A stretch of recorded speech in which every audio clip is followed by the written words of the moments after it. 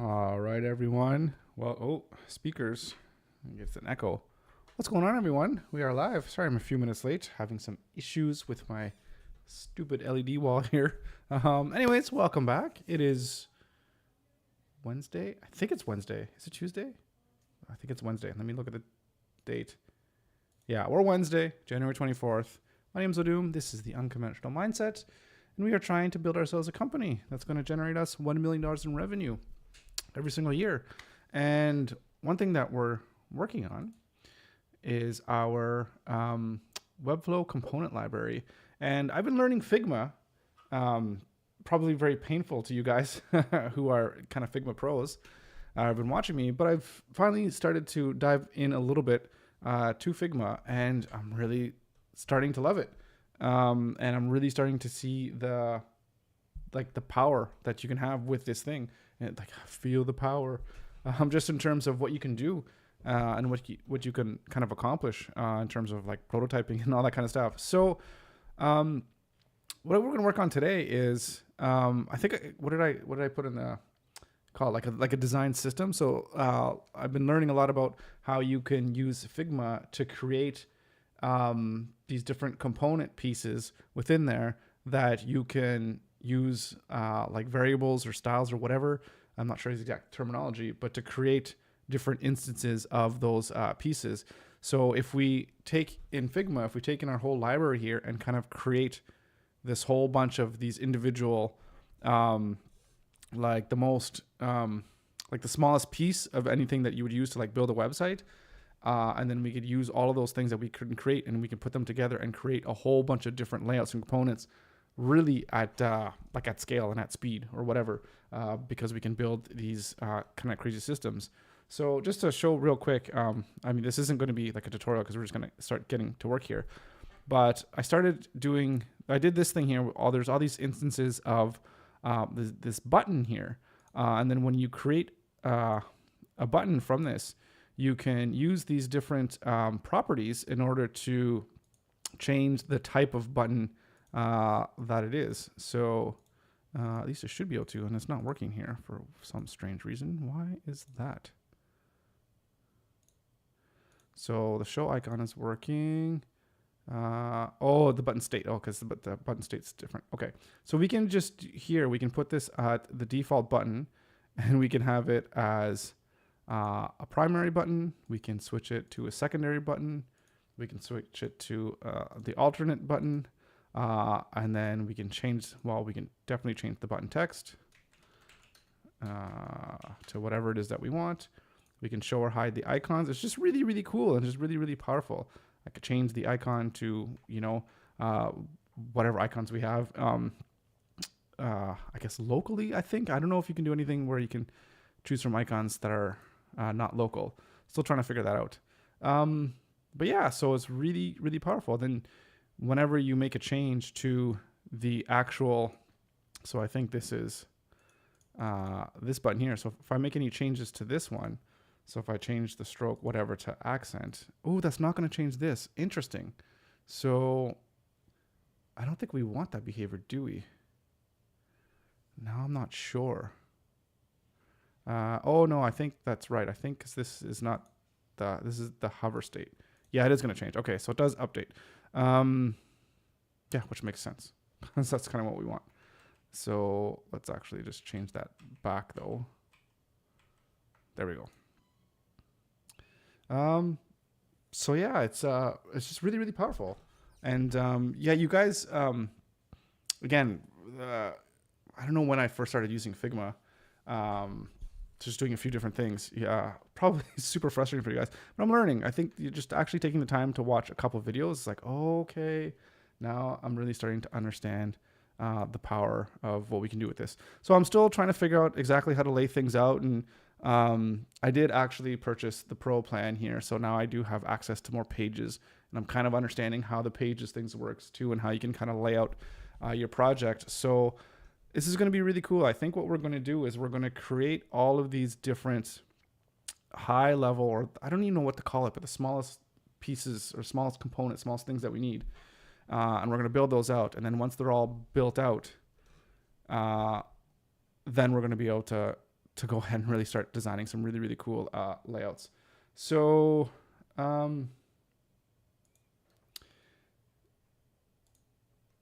yeah, Sam, what's going on? Welcome, welcome. So Adams, is that the official term for what Figma calls the smallest components? Or is that, because I've been hearing about that. It's like so just thinking about like a scientist or whatever, like different molecules, atoms come together to form, well, I guess you can put them into molecules. I think is that the lowest one. And then from that you build, I don't know, other things, bigger things. Chemical, I guess it doesn't really go to chemicals, but I don't know. Anyways, I don't know the lingo yet, so I'm still learning, but yeah, so we're going to take all these elements that we have here. And yeah, we're just going to put them into, seeing what we can do in terms of putting them into these kind of components. And then we'll just go from there. And then hopefully, I don't know how long it's going to take to actually put all of this stuff into the things that we want, but we'll get started and we'll go from there. As I'm learning, things are going faster and faster. So yeah, check out Atomic Design by Brad Frost. I will. Yeah, no worries. No worries at all. Let's see. Atomic Design of Brad Frost.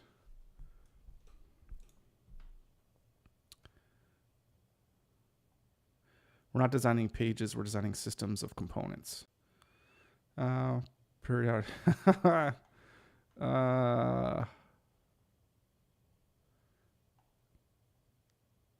Yeah, okay.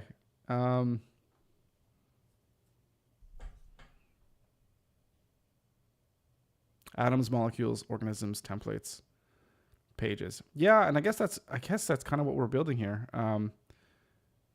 I think while we're not going to the template page, I think we'll probably stick to whatever could be categorized as molecules or organisms. Interesting. Yeah, little pieces. Yeah, this is really good.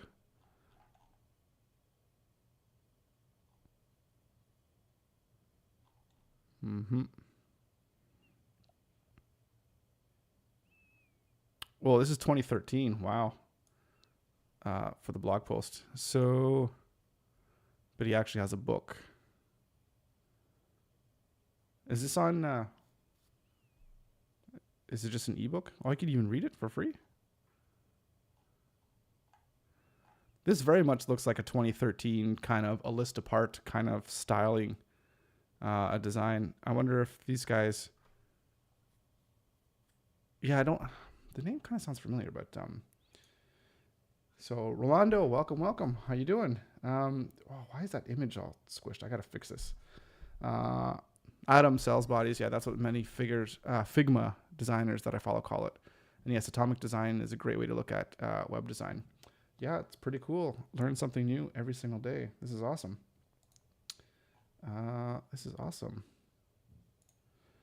Great.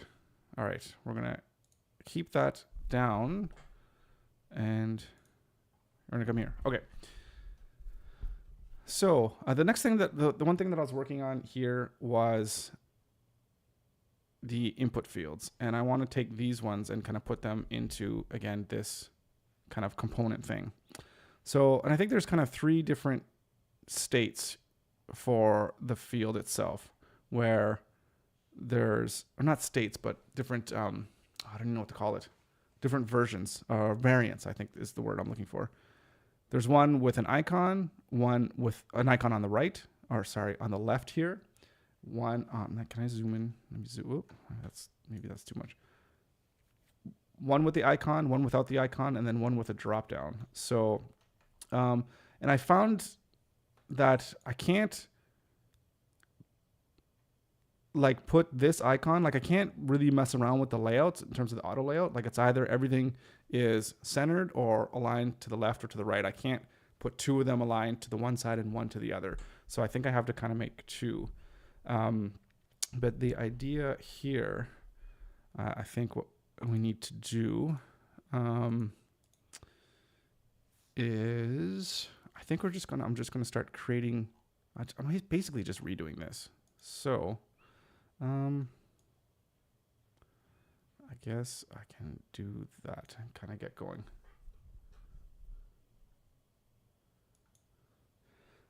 Does Webflow allow you to add JSON code to the page for it to be executed? Do you mean you can add JavaScript? You can definitely add JavaScript. JSON code, I mean, you can add JSON code for sure, but that kind of code doesn't really get executed unless something else, like it's just text, right? So unless I'm not understanding correctly, as far as I know, I could be wrong, but yes, obviously you can add JavaScript and but JSON you can add anything you want not anything you want, but if you can have an embed HTML thing and put whatever you want in any page. So I think the short answer is yes. But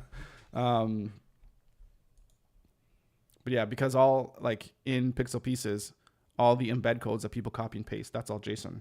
So people click the copy button, then it takes that JSON code and puts it to people's clipboard.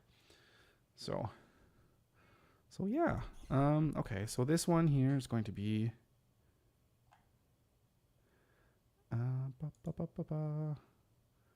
so hang on a second. I gotta reorient myself here.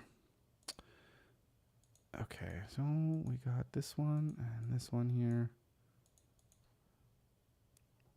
And this one is basically on hover. So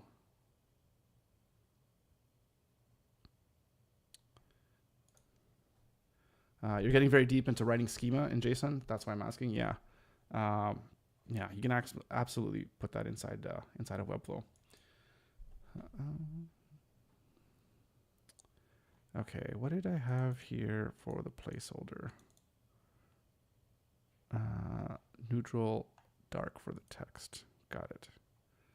So we're going to put this neutral dark, and then I think that was just neutral. Okay. And one thing that I've been trying to play around with, I haven't really quite figured it out at all, but I've been playing around with, where is it?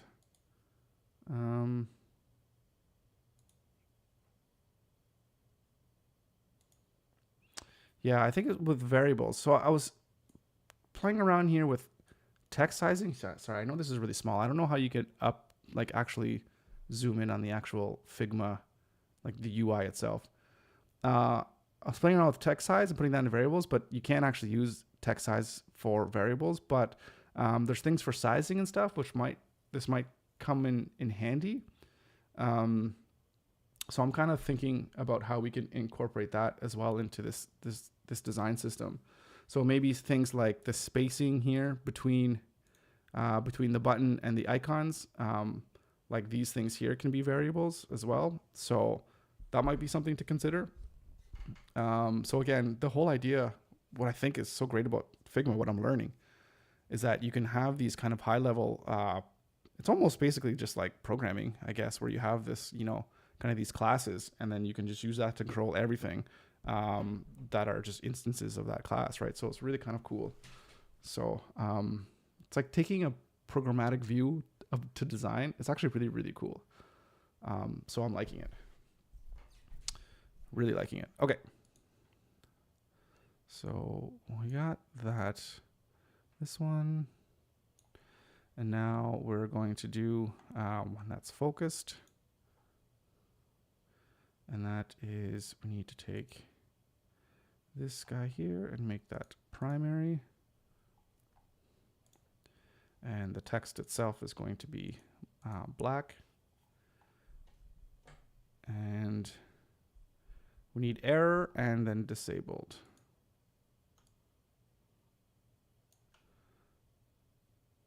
So error is basically going to be our error color. And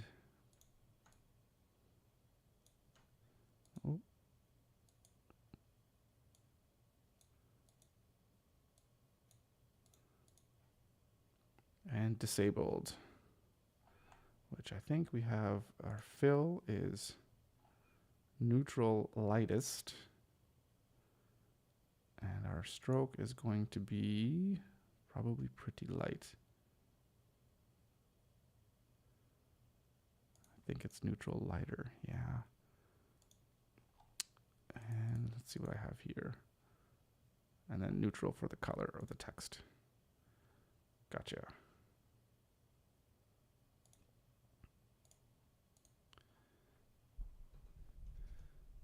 Okay, perfect.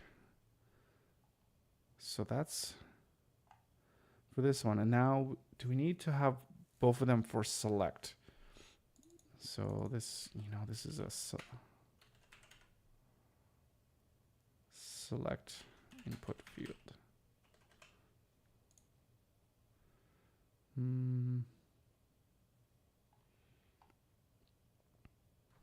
So we can have it hover. Does the select field ever get into an error state?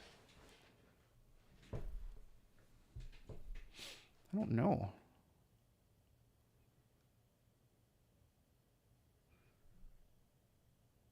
You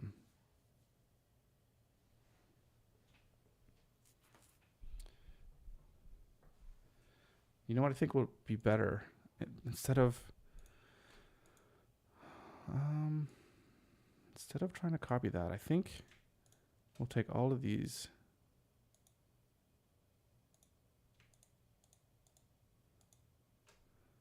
and I'm going to duplicate them, move them over like so. And then we're going to bring that in here. Delete. Whoop.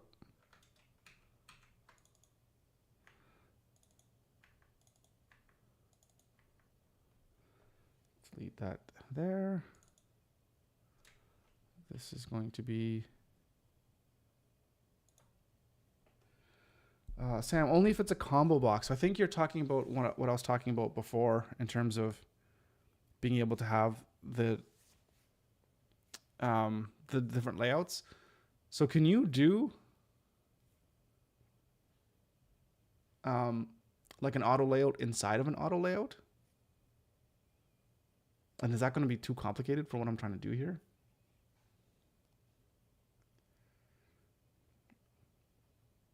That would be kind of cool. So then the answer is yes. Is it worth doing something like that? Oh, what did I just do here? That's interesting. So in order to do that, what would we have to do? So let's go here.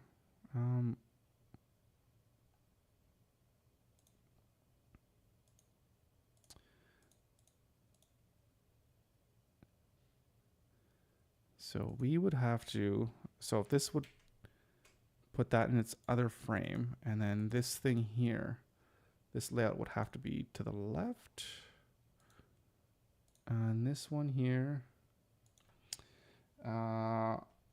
right, you can set that to fill, and it takes 100% of the remaining space.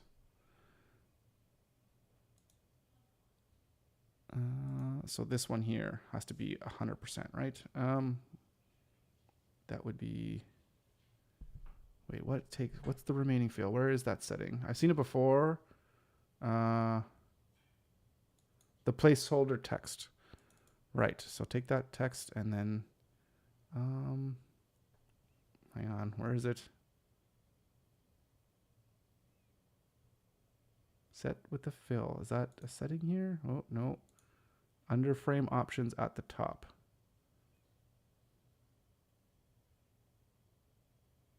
Under frame options at the top.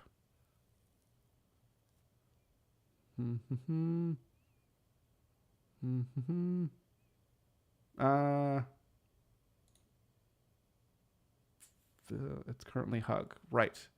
Yeah, fill container. Right. Yeah, got it. I think I got it. Yeah, thank you. Thanks for Thanks for hanging in there. Okay, so right, so that, yeah, so that fills it. Okay, cool. Yeah, I didn't think about that. Why didn't I think about that? Huh. Good thinking. So, but does that make sense to do? I guess we can. And then if it's, and then the style could just be like drop down. I think, right? Yeah, because then we could actually have a selection with an image. Yeah, that's cool. I like it. I like it. Okay, so then we don't need these anymore. So that's good. Let's get rid of those. And I'm just gonna rename this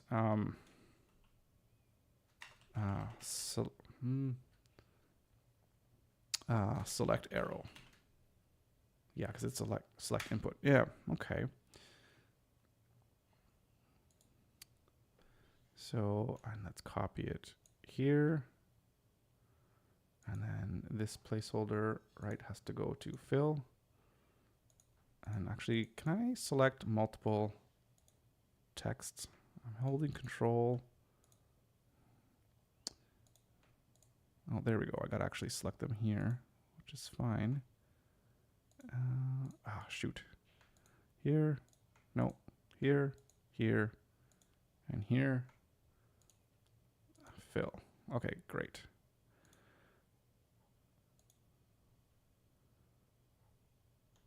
And copy, copy, copy.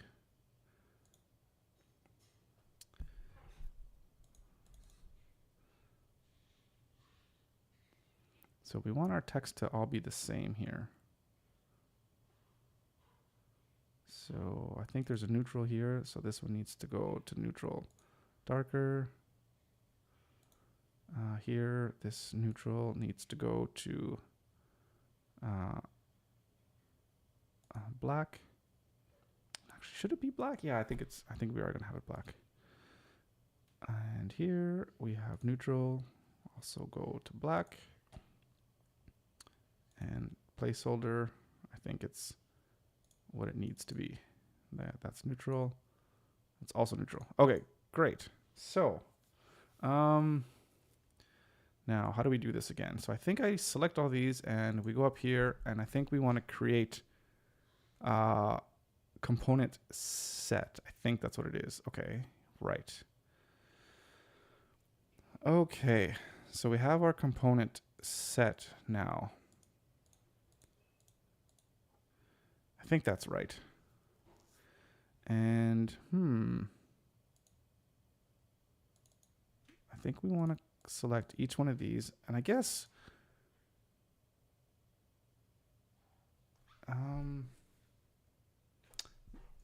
yeah, we want to give it a property, and this is I guess we'll say, let's just start with input state.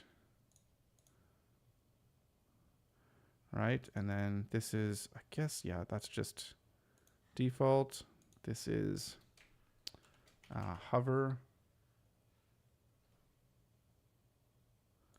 And this here is active. And this one here is error. So I think, forgive me, I've only done this once before on the buttons above. So hopefully I'm doing it right. I think we'll find out pretty quickly if I'm doing it wrong. And this is disabled. Okay, so now we want to take all these icons. Took me a little while to figure out how to get this like target button, or how to like control all of them. Anyway, so hit that little target button, and we want to make this. What do we want to make it? I think, is it, which button? Create instance swap property. I think this is what it is. I could be wrong, but let's just press it. And,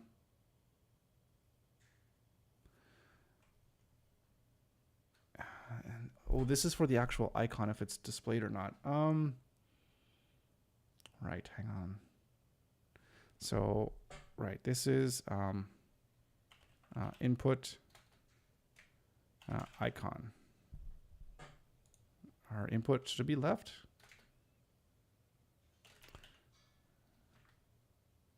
Yeah, we could always change that later if we don't like the name. Okay, and then or is the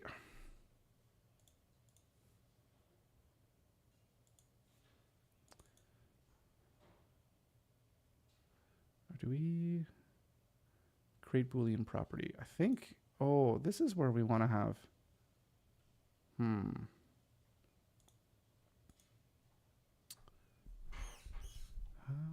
how did I do this? So we don't need a Boolean property for all of these. We need this to be, what's the right terminology? So this just gives it, if I want to show it. Well, I definitely want that for something like this.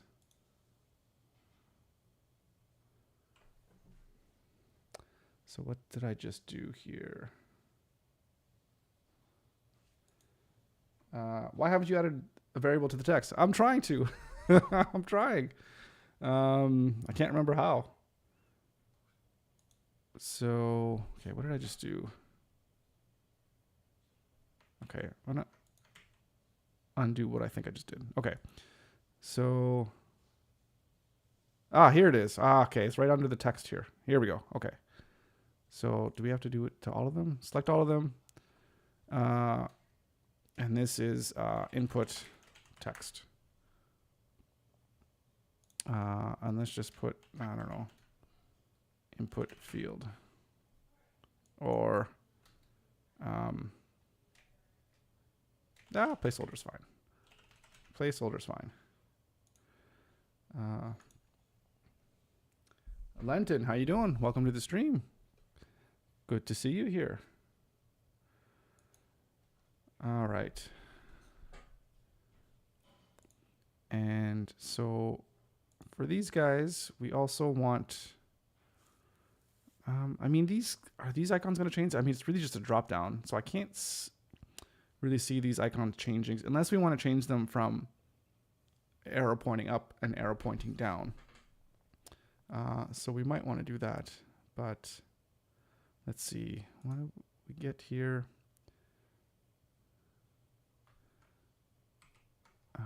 Okay.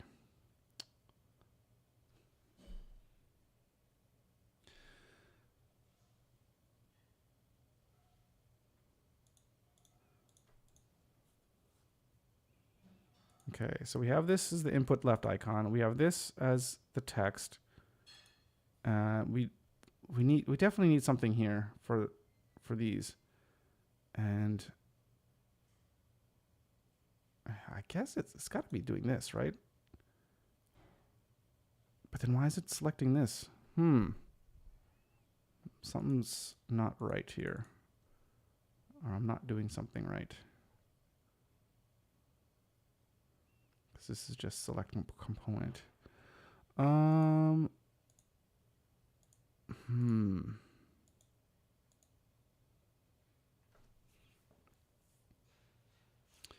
not doing something right here. So if I copy this, let me just see this here. So what do I have so far? I have the different input states. And I have this here. I can change the icon. But I can't show and hide this. So I need like some kind of Boolean string here, right? So, oh, right. So under here, layers, I think, yeah. So, so I think show left icon. Okay, perfect. So that should have that here. Okay, good. And now I just need this one here. Good luck with the launch. See you in a couple weeks. Yeah, you're taking off. Yeah, thank you very much. I appreciate it. Yeah, and we'll see you around. Are you going on vacation or doing something cool? Interested to see what you're working on.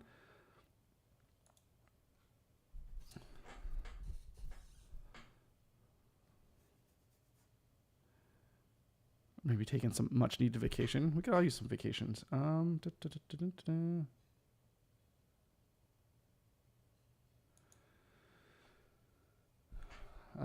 Lenton, I'm trying to get into the SWE industry. SWE, just sorry, can you define that for me? I'm not good with acronyms. I'm second year CS computer science student. Yeah, and I basically taught myself HTML, CSS, JavaScript, and React. I'm currently practicing Express.js, trying to get better at working with APIs. Any advice? Well, let me know what SWE is first. And then I can maybe give you a little bit, I think advice is always, take it with a grain of salt, but it sounds, software engineering. It sounds to me like you're already on the right track. I mean, you're learning HTML, you're learning CSS and JavaScript. That's the fundamental framework for what you need in order to understand like all the front end development, and web development specifically. And then you're doing React on top of that. So you have kind of like everything you need. So, I mean, I try to get better at working with APIs. Yeah, I mean, it's a great skill set. It's like for me, I know HTML, CSS really, really well. And then I pair that with a knowledge of design, like actual just design principles, to be more of kind of like a visual designer. And I build websites that way. But it sounds like you're more into the actual web development. So just keep plugging away, keep learning, keep going what you're doing, and trying to be the best that you can be at your craft. And I mean that's really all you can do. And whatever it is that you're going to try to specialize in, if you're going to try to specialize in anything, just try to continue to work on those things and showcase the work that you're doing as you're starting to build your portfolio. Kind of build things and practice on things that you're actually passionate about. So Sam here saying, my advice, find a problem that you're passionate about and try fixing it with your current skills. Yeah, build as many side projects as you can. Build as many side projects as you can. That's where the real learning happens. Yeah, build. Yeah, just keep going and keep practicing. How do you get to Carnegie Hall? Practice. That's fantastic advice from Sam.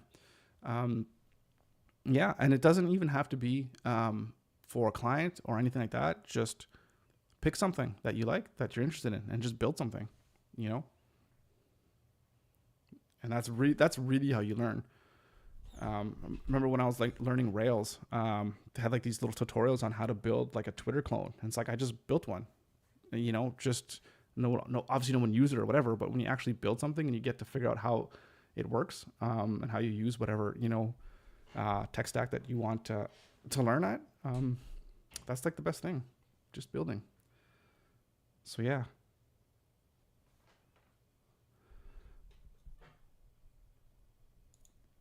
And if you want to learn Figma, don't come learn from me, because I'm still learning myself. So I'm not the one to teach anybody how to do anything on Figma, unless it's something simple like how to open a file. Even then I have problems.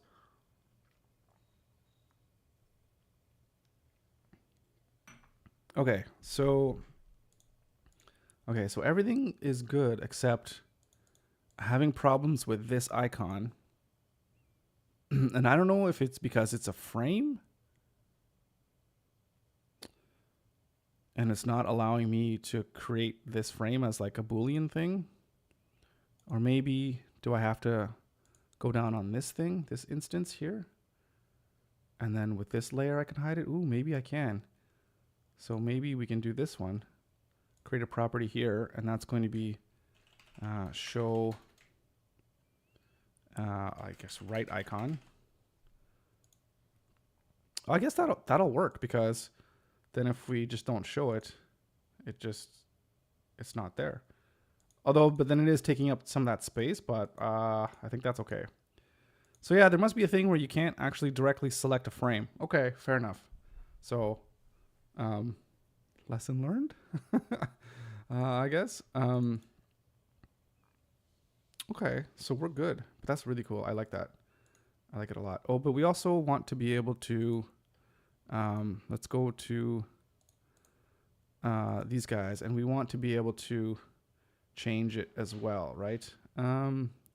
Apply instance swap property. I think that's what we want. And then we go input left, no, right icon. So we can change that into the up or down if we so choose.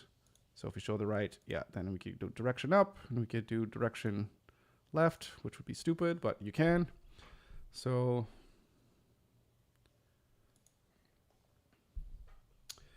would I say solving lead code questions is important? To be 100% awesome, 100% awesome, to be 100% awesome, to be 100% transparent, I don't know what that is. So I don't know. I literally cannot answer that question because I don't even know what that is. So yeah. Sam, I don't know if you know that, but is it almost like, I used to do a lot of math problems when I was a kid. You know, you go into those mathematic competitions or whatever, and you have like, you're kind of solving those things. So it helps with your like critical thinking skills and your problem solving skills. I don't know if that's what it's something like that, but maybe that's kind of like a fun thing. I don't know. But yeah, I don't know what that is. You know what? Let's, now I'm curious. Lead code questions. Problems. Okay. So yeah, it's like that, but with coding.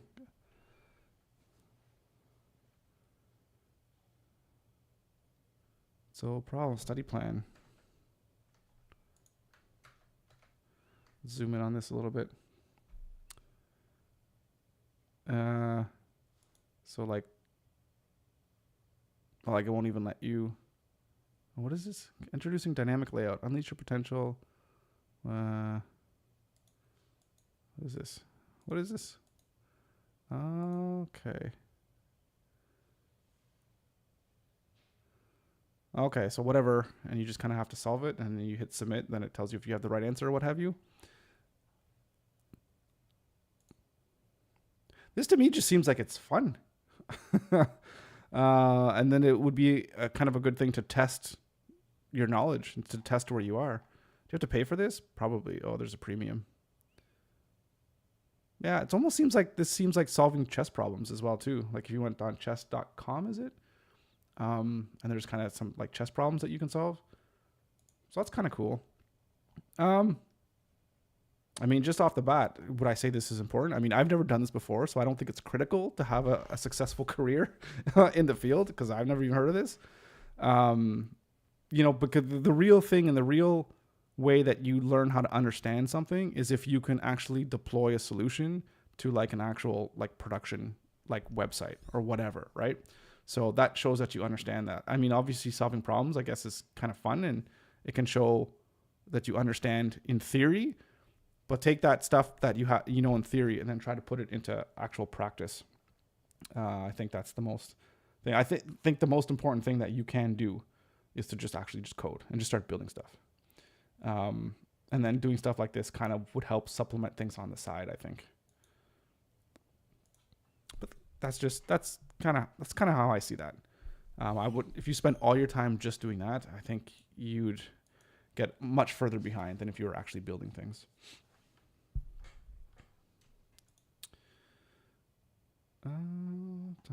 Okay, so let's delete this one. Delete this one. Okay, so I think we have everything, I think, for our input fields through here, which is really, really cool. All right. So we have our input fields, and then we have our buttons.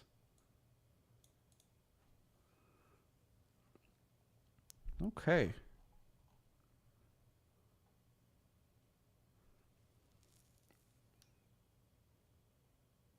Yeah, maybe let's do, I guess we can do our radios and checkboxes now, I think. That would be kind of cool.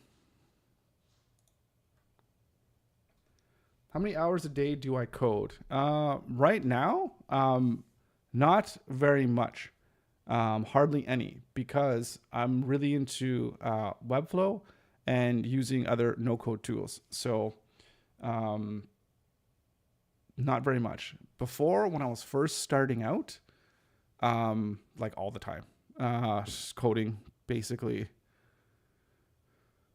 I don't know, like 8 to 12 hours a day, just building projects. I think I built an e-commerce site with some weird software in like Dreamweaver way back in the day, building a t-shirt selling business.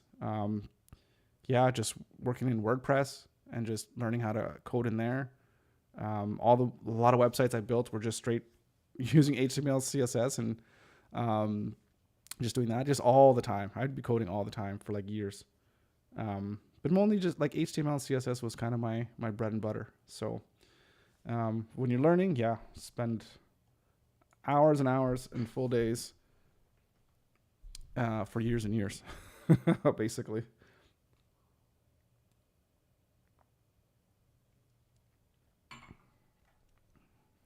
I'd always have something to work on, just something I was tinkering around with.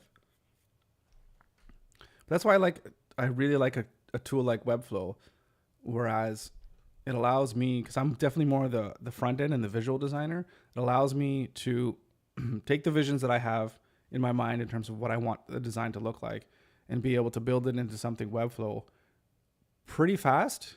But then also have it in a framework that is really good for me to send over to my clients, for my clients to edit and do stuff that they need to do within the website for content management. So that was really, really good. So it's proven to be a really good tool. So it's gotten me away from actually sitting down and hard coding websites, which is sad to some degree, but it is what it is.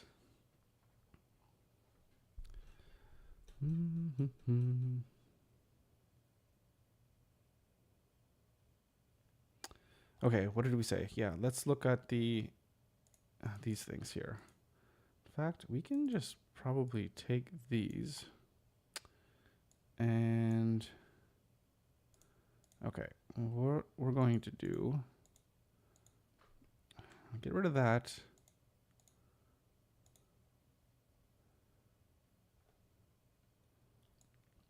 So we have our different radio buttons, and I'm actually going to, we're gonna put these in an auto layout in a frame. So we're gonna call this, I don't know, just radio, I guess. And oh, sorry, you can't see this. This is, I'm up here in the layer style. Is there a way to increase the size of like Figma,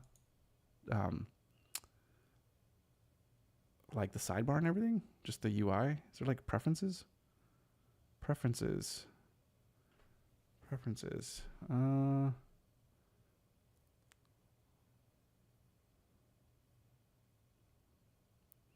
Theme, keyboard, nudge mount. Doesn't look like it. That sucks.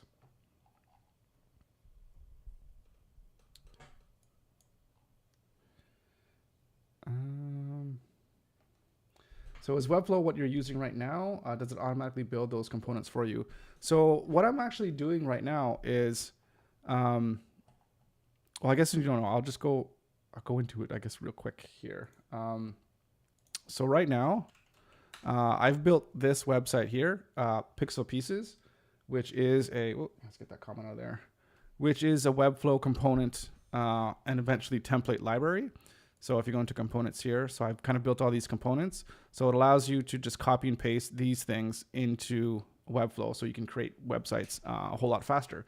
So yes, there's already a lot of other people that are doing this kind of thing, but I want to do my thing. So I started creating these components, and I kind of have this thing out here. So just for people to test or whatever, you can actually go here and create an account and whatever and test it out, which would be very helpful for me if you wanted to do such a thing. But anyways, so what I'm doing after talking to some people and getting some feedback from viewers like you that have been really, really helpful, is that I'm using Figma now to just kind of, I want to put together this whole basically this whole system together of all the different components and pieces that I'm going to use to build more components within Pixel Pieces to have as my product offerings. So that's why I'm kind of in Figma right now, to just kind of figure all this stuff out, design it in here, and then build it in Webflow, and then release it as components for there. So that's kind of what I'm doing. And I need to find a way to describe that a whole lot better, but that's basically what I'm doing. So I'm designing here in Figma all these different little components or atoms, and I think what Sam was calling atoms and elements. And then we'll use that to build a whole bunch of really cool, awesome components, like header systems, hero sections, content sections, different types of forms, different UI elements. So it's going to be really cool. And then we're going to try to make that into business and make a whole bunch of money from it. All right. So let's go back here. Right. So we got this radio, and we're going to throw in, what did I just do?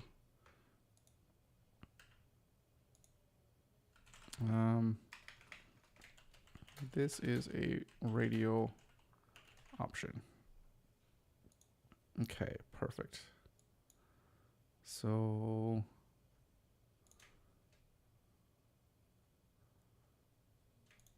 okay, move these. No, just move out of the way. Okay. This is a radio option. Yeah, so we'll get the text. Well, we should make it probably 16. Actually, that's a good question. What size should this text be? Unclear right now. Oh my goodness, this is not in alignment nicely. Why is that?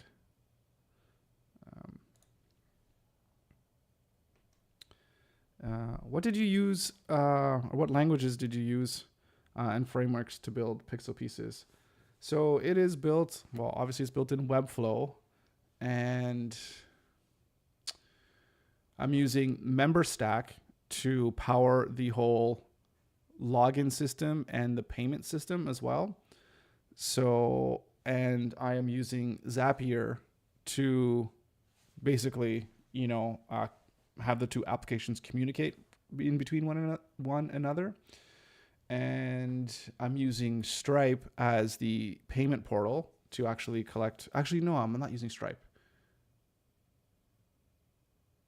Or am I? No. I think, oh yeah, you do, because you need to actually link in your Stripe account within MemberStack to be able to collect payments. And that is pretty much it, to be honest. I don't think there's anything else that's in there. And I'm using some elements from FinSuite. They have some really, really cool, a little bit of code there that helps out with some of the functionality. But it's really, it's just pretty simple. It's nothing too complex right now. There's other things that I want to do that are going to be more complex, but this is keeping it as simple as I possibly can right now at the start, as I, have this minimal viable product and kind of get it out there and kind of see what, how things go. And if it turns out to be really successful and there's a lot of people using it, there's different things that I think that we're going to do to create a much better backend system.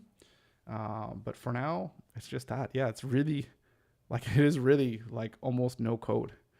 There are some custom JavaScript, but literally not very much.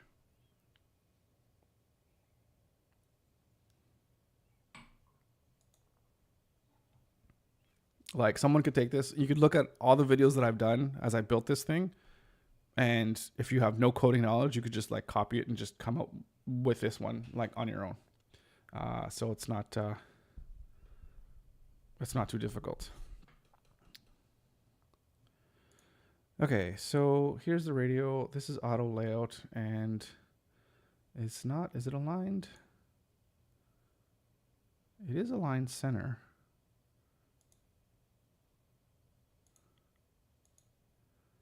I It's just that, what is there, like a spacing issue? I think it's just this text here, how it is with this P, and then the way it's aligned.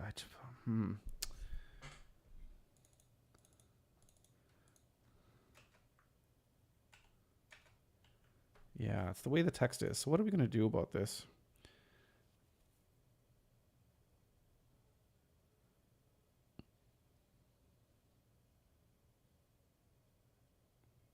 Can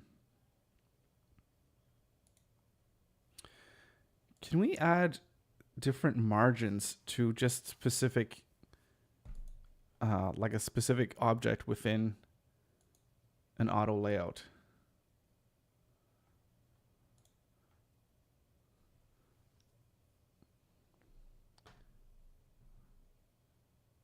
Because basically I want this button needs to go down a few pixels here to line up nicely against the first capital letter here.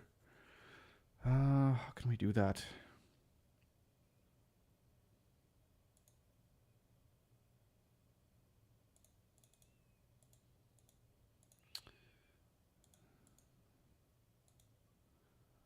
I don't even know where I could go. This is operating on that side. I wonder.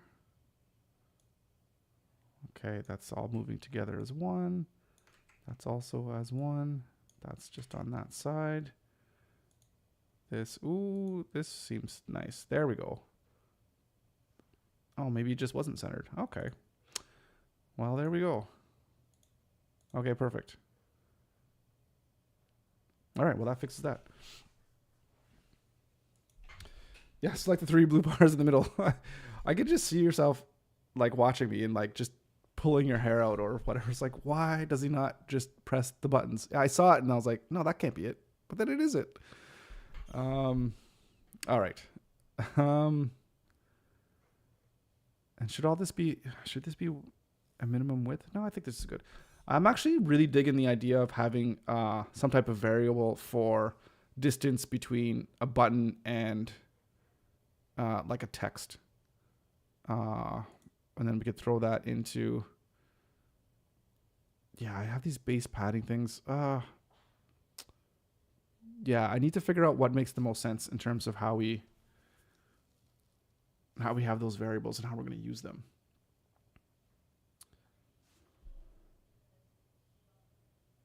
And how to even name them, because this is kind of a stupid name. All right. Okay, we can get to that later. What did we have here in between the buttons? There we go. 10 and then 20 on each side. Okay. But actually for this one, I think what we want is, I actually want this to be 0. We don't need it. I guess it doesn't really matter, does it?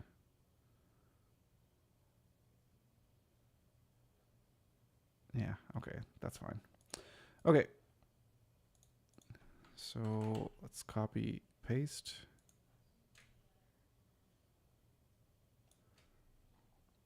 And let's replace.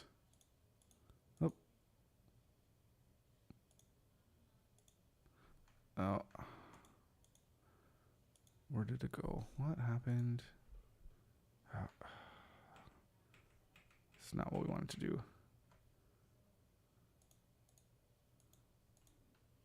Oh, there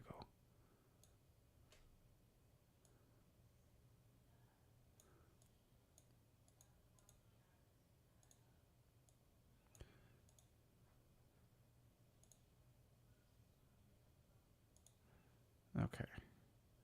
You go in here. Delete that. And one last one.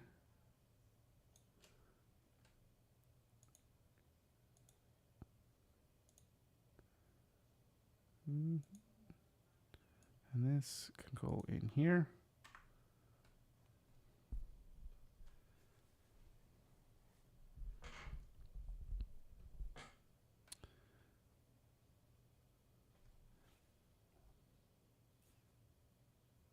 Yeah, I think that works. I think that's what we need. And yeah. Select these, throw these into a component set. And property is going to be, no, not input. No. Radio state. And default. That's hover. And here is selected. Jeez. Selected. Actually, we should probably have one more. Can we just add the plus? Ooh, look at that. Disabled. So, oh, you know what we didn't do? We didn't give this a good color.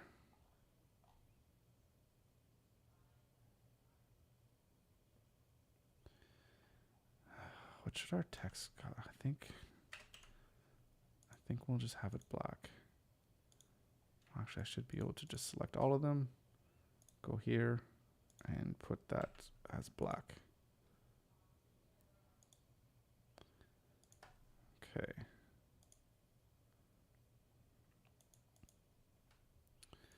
And now I think neutral. Should a disabled radio button be filled in? Like, should we fill this in very light?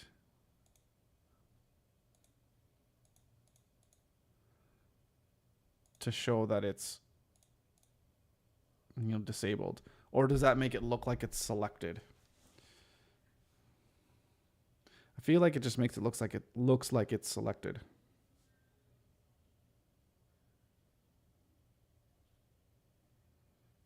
Yeah, so I don't think that's, I don't think we should do that.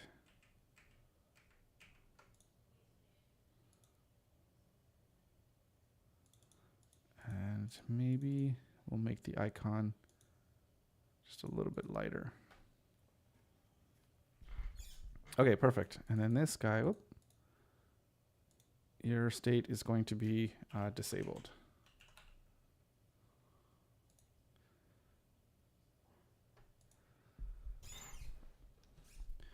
And I think that's pretty much it. There's nothing. Oh, we do need the text itself. Needs to be a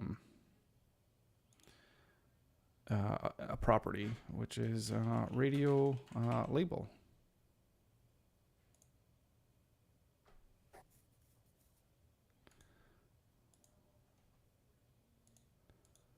Excellent.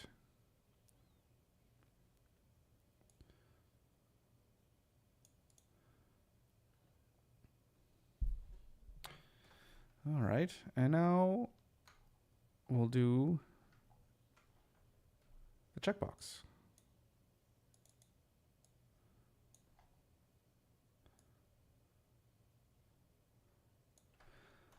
I have this feeling that I might be missing something when it comes to these radio options. What could I be missing?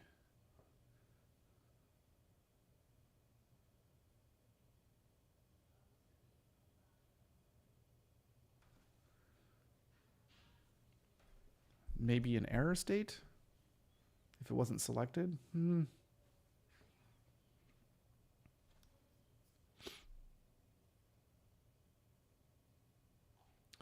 don't think so. I think I'm okay.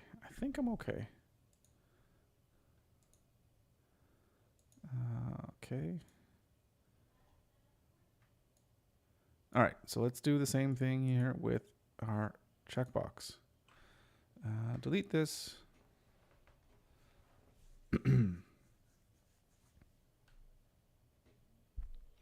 I guess one thing that we could do if you wanted to have a little bit of a different design is we could use icons for our checkboxes and our radio boxes or circles, whatever. No, let's just keep it like this. Let's keep it like this. Okay, unselected text here. This is a, that's what I'm looking for. It's a selection.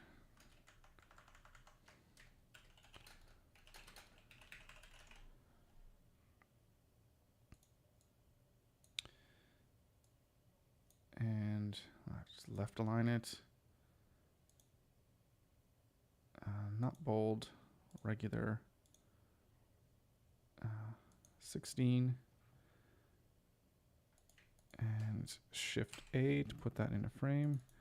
This is a checkbox.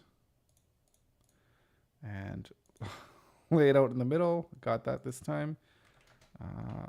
Oops. A distance between 0. 0. Actually, that's actually fine. I think that's what this is, 10, right?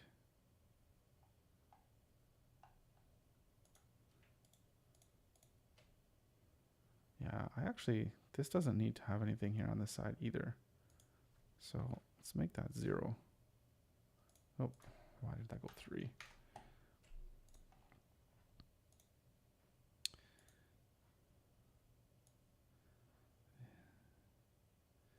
Yeah, this is a selection.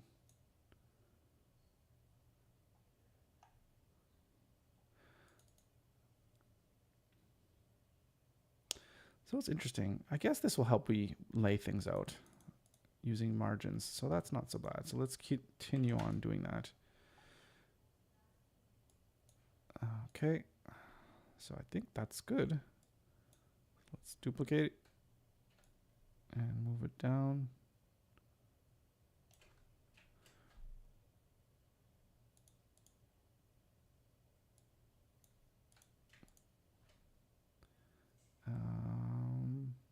Space between, let's put it at 20. Ooh,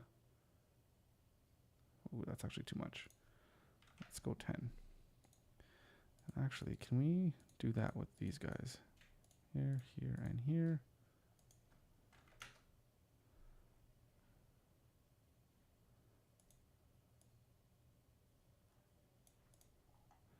Okay.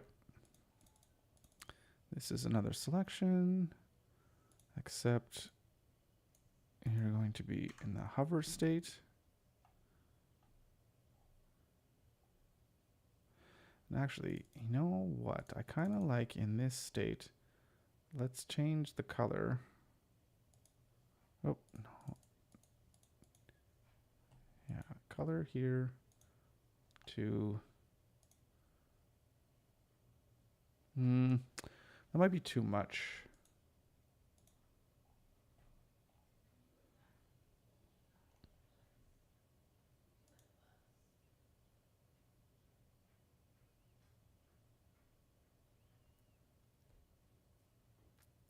Yeah, that's too much.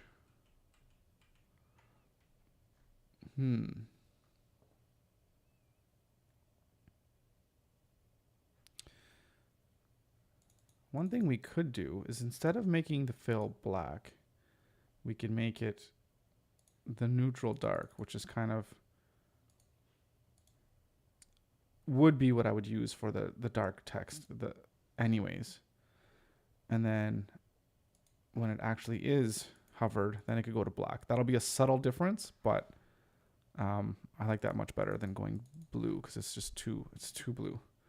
And it looks like it's acting more like a link, which I don't want. And put this right.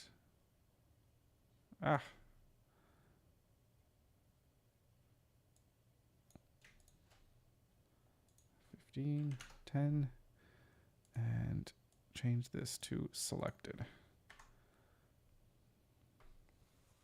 There we go. And this color here actually needs to be neutral dark. Okay, great. Actually, one last one.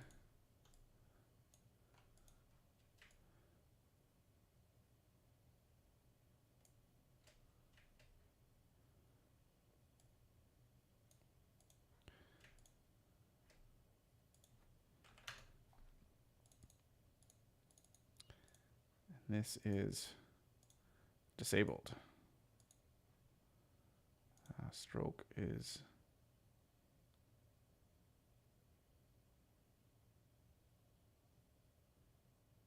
it's neutral light. Isn't that what it's supposed to be? What's this one? Neutral lighter. Okay, yeah, we go one down. Neutral lighter for disabled. Okay.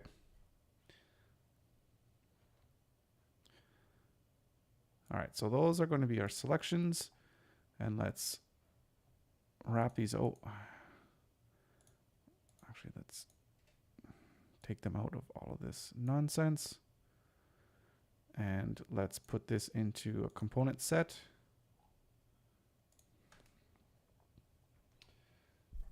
Brent, how's it going? Welcome, welcome. How's it going with you? Doing pretty good here. Starting to learn about the power of Figma, and I'm really loving it, actually. I think this is, it's almost like I'm thinking, like, where has this been all my life, in my whole career? Messing around with Photoshop all these years. But it's kind of interesting. This whole Figma thing, and then the whole Photoshop and the old school ways of prototyping and making different screens within Photoshop, and the pain and the hassle, and then trying to figure out how to use tools. Then like InVision came along back in like 2012, 2013. I was using that, which was kind of cool, but then, you know, you're still tied to Photoshop. And then just learning how to use this, and just even doing, watching a few videos over the past couple days on what Figma can do. It's just like, I'm blown away. It's like such a great tool, and I'm just scratching the surface. But I'm loving this, and I think this is going to help me so much in this project. And then once I kind of build out this whole thing within Figma, all these kind of components and this whole kind of like design system or whatever it's called, I'm going to start being able to churn out the components that I want to turn out pretty quickly. So it's going good. Yeah, I'm happy about it.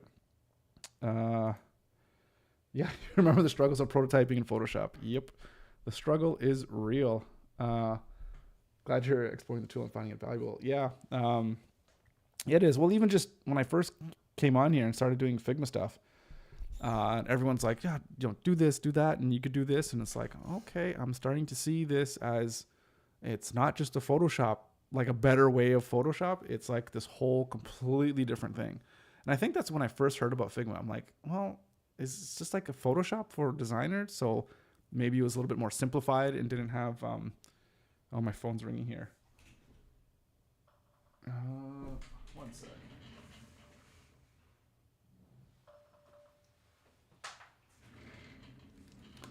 Hello?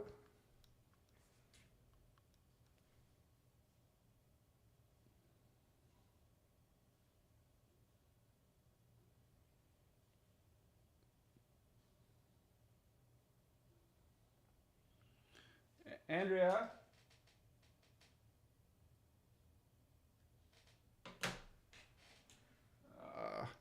So someone's buzzing us downstairs at the lobby.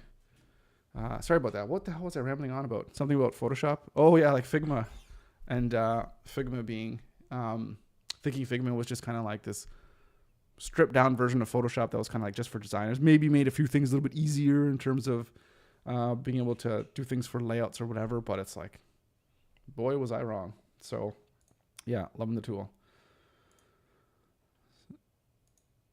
So hang on, maybe I could even.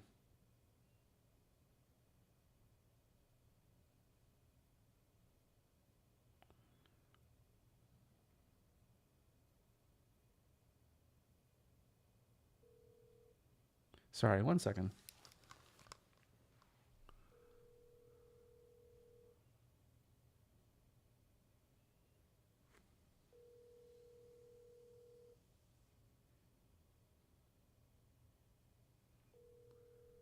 I know you can hear me.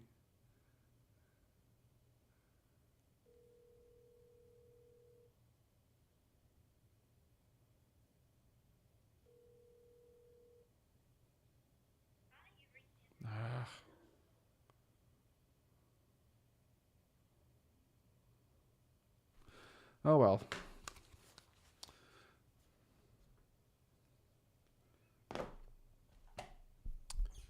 Someone's buzzing on our apartment, and it's for a package delivery. And if no one's gonna go pick it up, he might just leave with it, not drop it off. Okay, so right, we have these guys now as our four little things, and what do we want to do? I guess they're just really just the property and the text. Okay, so property one, let's call this it is select checkbox. Yeah, it's a checkbox. Checkbox state. Right, so we got default, we have hover, we have selected,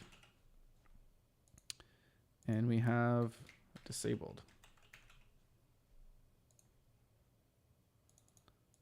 And let's take a look at the text. And we'll put that select label.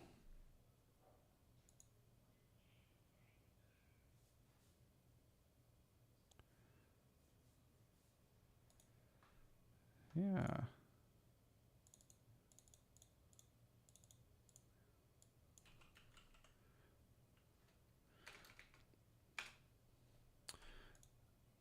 Oh.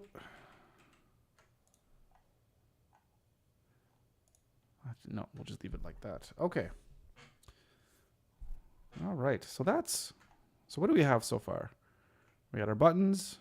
We have our selections. We have our radio. We have our checkboxes. Are there any other? Let's go look at our initial guide here. So we got the buttons. We got the buttons. We got the form. It has some UI elements. So I guess we can also do some toggles and like different range sliders and paginations.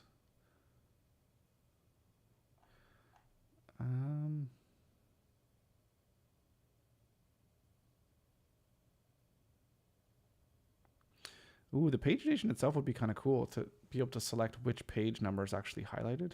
That might be a little bit difficult. I'm not sure exactly how that would work. And stuff to do with paragraphs. And yeah, this is one thing where I'm a little bit unsure of how we're going to create different systems for different text. Because I think we could, maybe that's just like a variable or some kind of style that we can have that you can apply to different texts. Because I think all the text should probably have some kind of style associated with it. So you don't have to go ahead and worry about changing the color and changing the fill or all that kind of stuff. I think that should all probably be in some kind of like some kind of component or variable form. I think that would make the most sense. So I think we're gonna have to do some thinking on how that's gonna work. So I think for now, let's go with, let's just do some of the toggle, because that'll be, I think, pretty straightforward to do. So let's go back here. Let's paste it here. All right, so what do we got? So we can turn this off. Okay.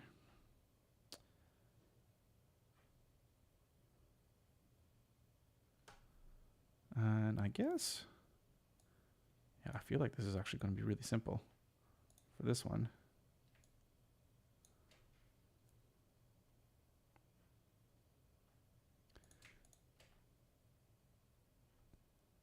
Throw it in here and create component set.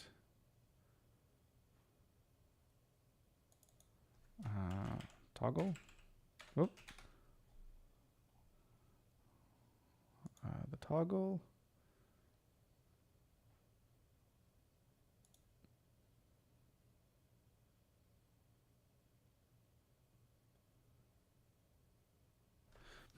Actually, we probably want to throw in, hang on, we probably want to throw in another one, again, to have something that's like disabled. But the problem I see I think we should stack them below each other, actually. I think this makes more sense. Let's put off on top.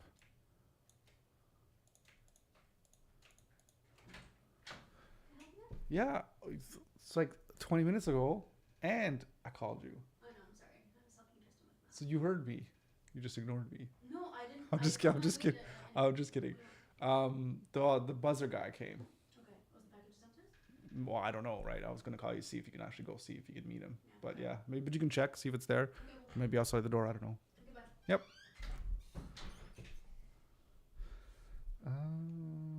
Okay.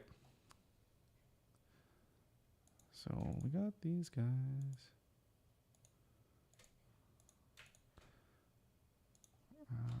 20. I wish you can select multiple layers and then select the spacing between them. It looks like you can't, which kind of sucks. And I don't know if it makes sense to auto layout like everything.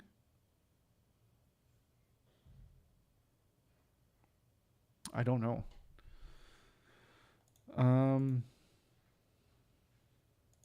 Okay, we got the off, on, we have hover, and then I want another one for disabled, right? So let's zoom in on these guys. So the problem is this off switch looks at, why would a toggle be disabled? Here, there's another question. Would a toggle be disabled? I guess maybe it might be. Because I'm thinking, basically what I'm thinking is the off would look very similar to the on. Or sorry, the off right now would look very similar to disabled. Because for disabled, I would basically have it as, what would I have it? Let's see what we got. So let's actually just rename this. Disabled. We have the body. I would give it no stroke.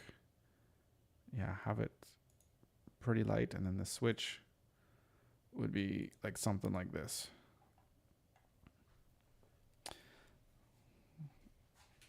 Super light and disabled like that. Right, it might rely on data in a form set. So when the option is not available, it is something that can't be selectable or selected. Yep, that makes perfect sense.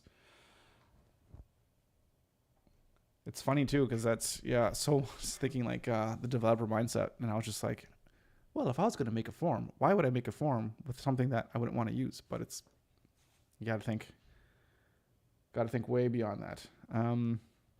But this disabled looks almost too light.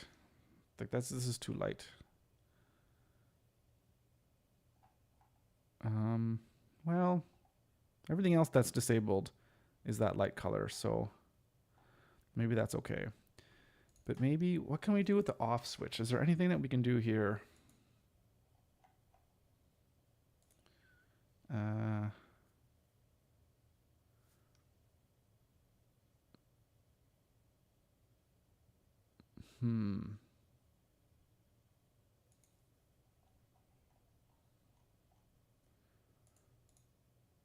I mean, that looks on, basically. That does not look off.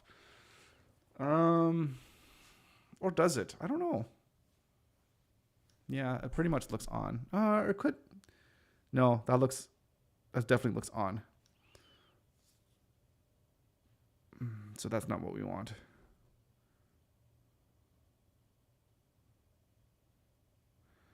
So how could we,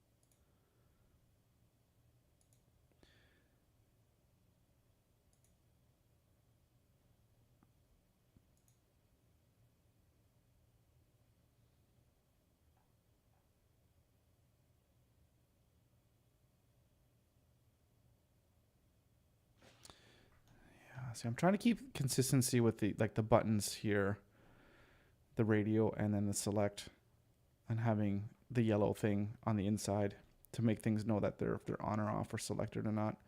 So I really like this one as on. I think I'm getting somewhere. Just having it maybe just like this is good. Just having a nice neutral color as off. And then so this is what I have for hover.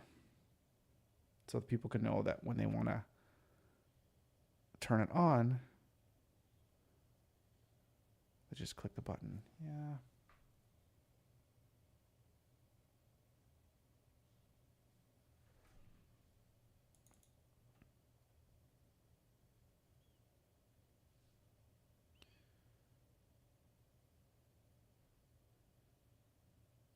Yeah, this is too much. So this pill here, this third one, is on hover, but only if the button itself is not on. So only hover when you're off. I think that's too much of a drastic change. It's too much of a change. So what could we do?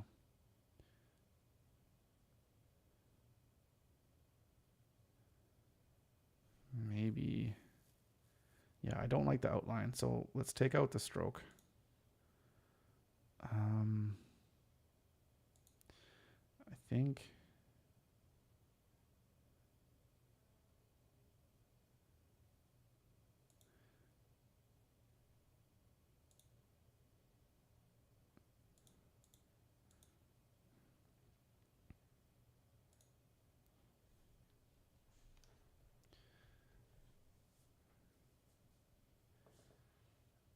if we made the button, no, not that, not that. Nope. Go back to neutral.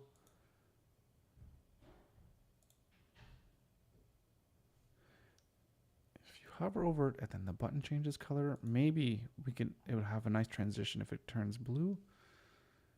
Hover, it goes blue, then you click on it, brightens up, turns yellow, goes white on the inside.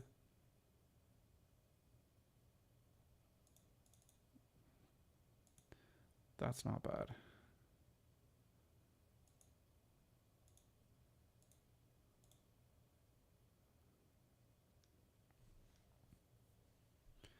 Yeah, I think something like this. I think this would work. Okay. So let's take these guys. Oh, I didn't want to do that.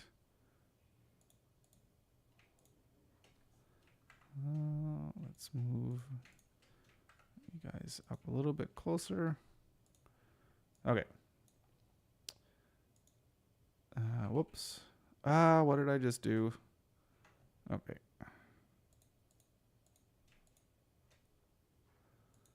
Create component set. Toggle.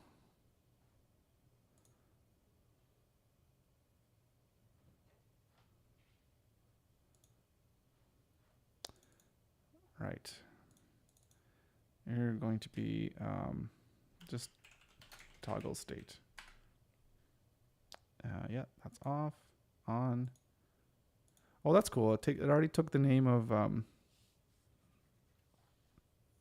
what the layer was called, or the group, whatever thing. I think it was what the layer was called. All right, that's good.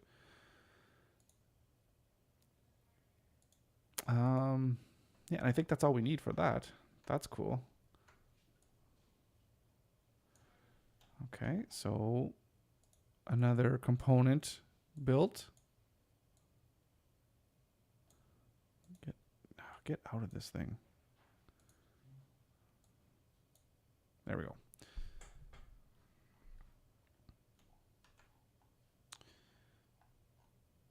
Okay.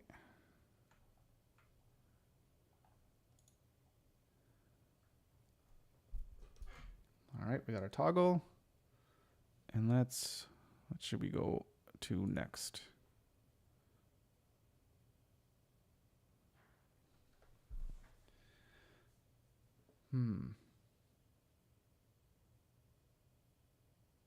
guess we'll do the range slider.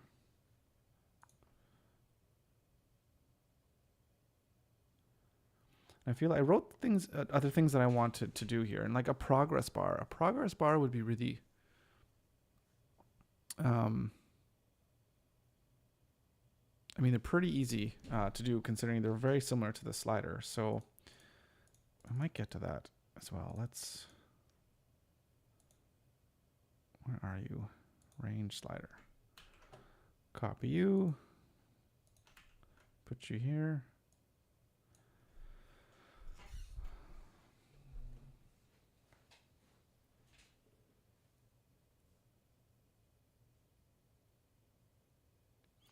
Can you have something that's interactive within Figma where you can interact with the actual range slider, and then as you drag it, say, I guess if you're in prototype mode, you can change the size of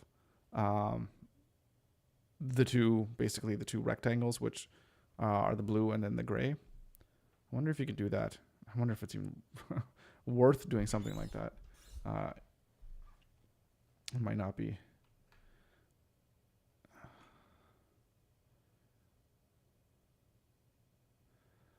So, but I think what I'm thinking about with this range slider is at least we can have 3 different states where it's at 0 and 50 and 100 or something like that. So that's what I'm thinking.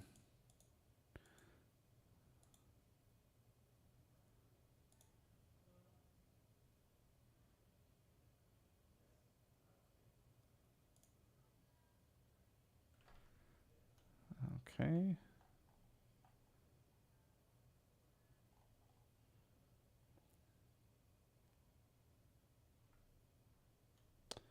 I'm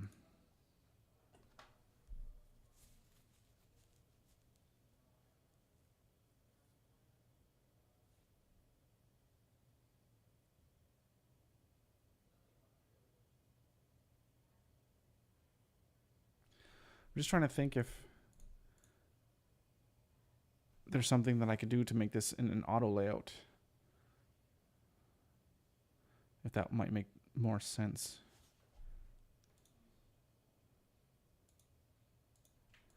But if I do this, say Shift A.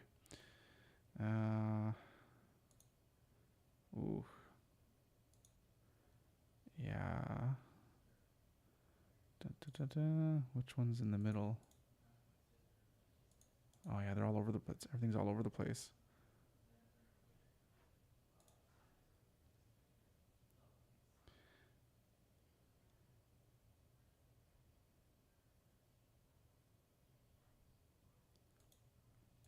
And we can't really change the position of it, can we? Last on top, first on top, last on top.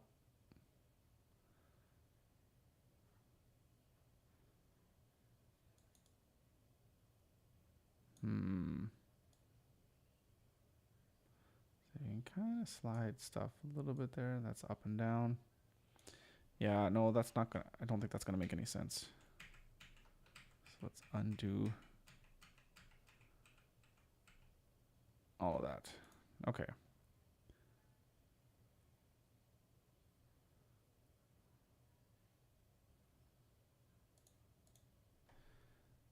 So if we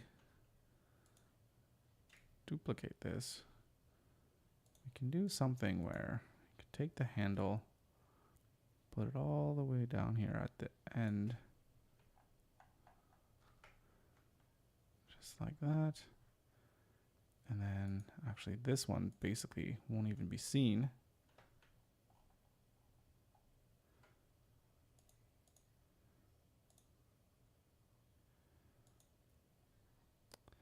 And then we'll duplicate another one here.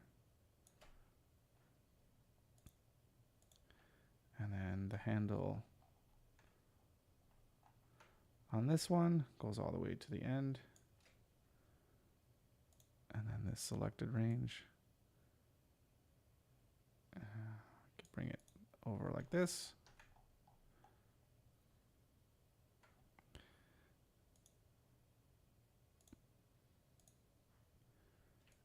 here. How do we, I think we want to get it in the middle. Let me just see. Can I, how do we align these?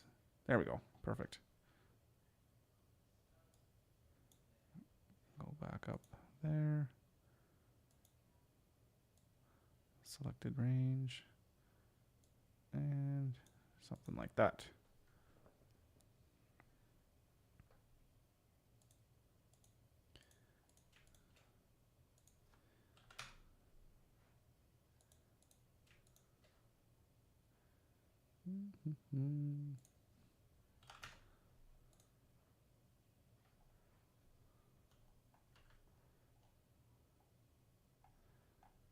There we go. Actually, you know what? Just because I know what I would want in my designs, I'm going to throw in 2 more that are like 25% and 75%. So I'll create another one here. You two go down.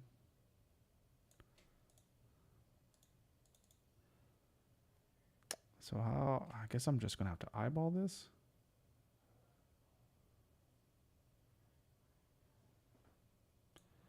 It's snapping to some magical line there.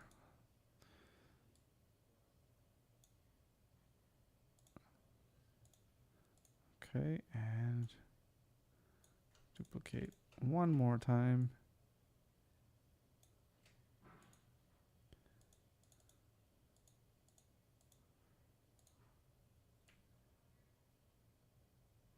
This one's not snapping to anything. It's okay, maybe right around there.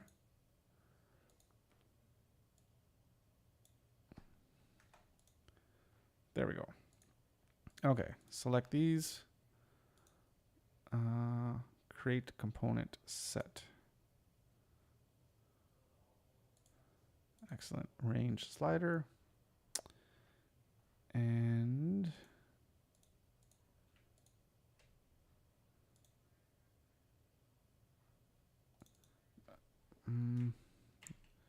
we'll just go range. No. Yeah, range. And this one is 0%, 25%,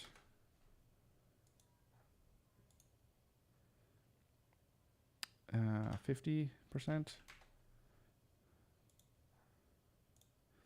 And I guess we should probably have a disabled one as well too, now that I'm thinking about it. 50%, 75%, and 100%. And let's duplicate this one.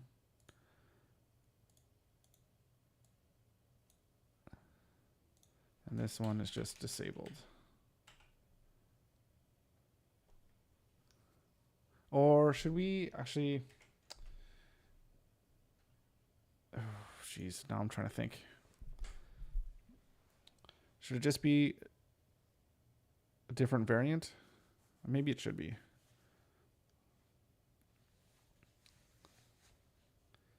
Now that I'm thinking about it. Right.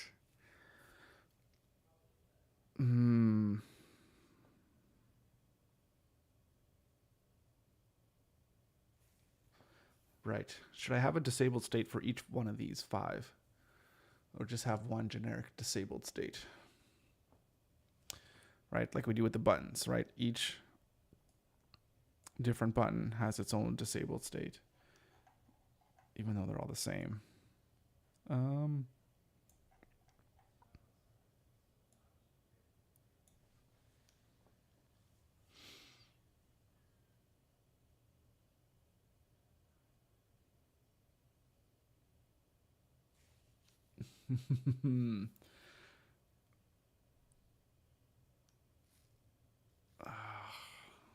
it's tough.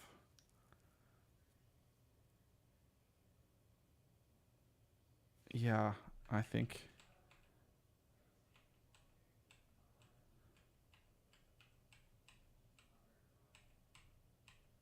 I'm going to do it. Might as well. It's not going to hurt anything. Famous last words.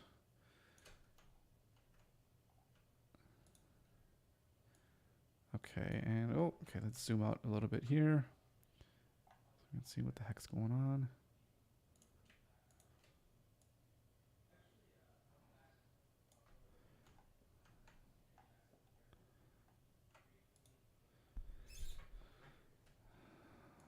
Right, so all of these guys here. What do we want to do?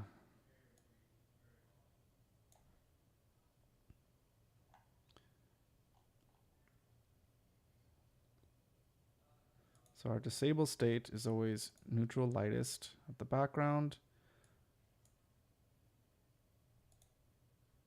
Actually, we got two primers here. Shoot. Oh, we can go here. We can change our stroke color to neutral light.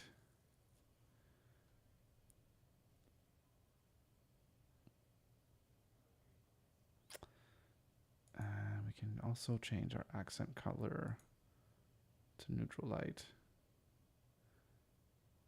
And then this primary then becomes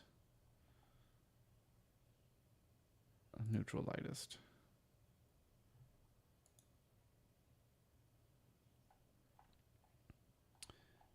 Yeah, and that's our disabled state for all of these.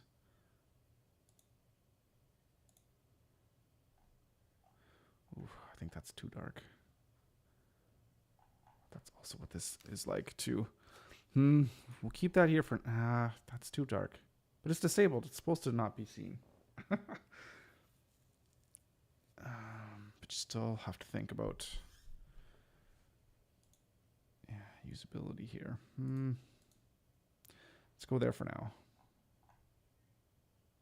I might change this one too. Okay, select all these guys. Now let's make them into a component set. And we have, right.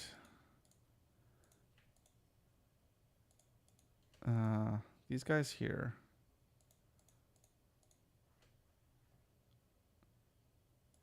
We're going to call this property, I guess. Well, they all have the same property here. Range, right? So this one and this one, the range is 0%. This one, 25. This one and this one, 50. This one and this one, 75. This one and this one, 100%.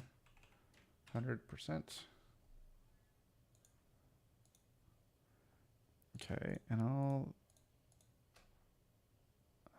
we are going to, I guess we need to create a new variant, right? So do we configure, is it configuration? Where do we go? Where do we go? Dun, dun, dun, dun, dun. This parent component.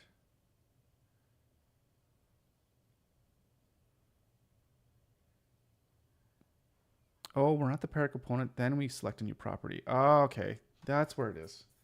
Right. New property. And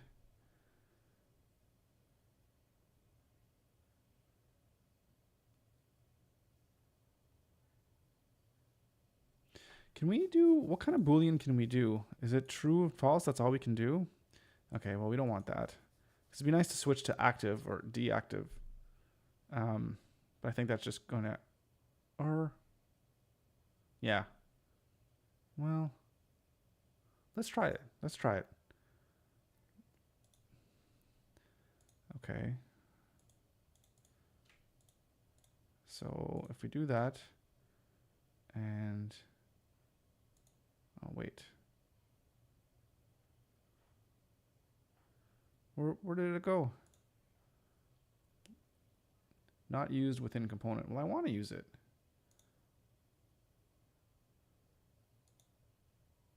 Oh, that's only for, I think that's only for vision. Okay, let's undo that. Or can we delete it? Yeah. Let's create a new property. We're going to call it status. And status default is active. And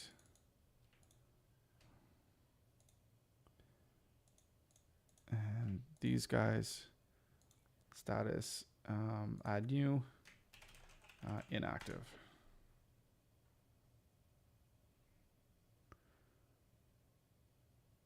Or maybe we'll keep the naming consistent, disabled.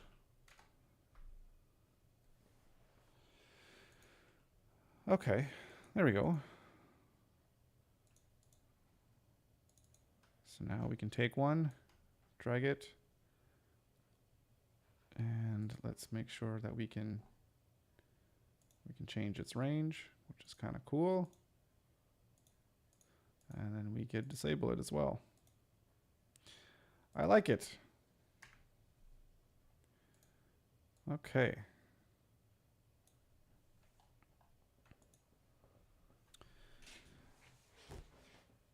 All right. Is there anything else that we can chew off today?